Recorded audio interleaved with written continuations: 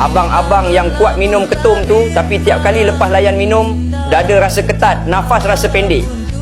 Itu bukan biasa-biasa bang, tu tanda paru-paru abang dah mula penuh dengan lendir pekat dari ketum yang abang minum hari-hari. Lendir tu melekat dalam salur paru-paru dan buat nafas abang makin pendek, jantung pula selalu berdebar laju. Kadang-kadang sampai tidur pun tak lena. Jangan tunggu paru-paru jam terus bang, takut nanti mati dalam tidur. Anak-anak kecil lagi. Mulai hari ni jom bersihkan paru-paru kita bang, dan ikhtiar kuatkannya balik. Bukan apa, takut nanti tak sempat kita yang jalan dulu.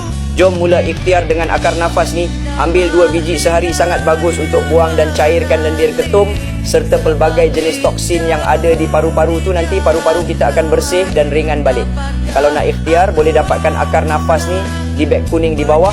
Sekarang tengah diskaun hampir 60%. Kalau nak barang sampai baru bayar pun boleh.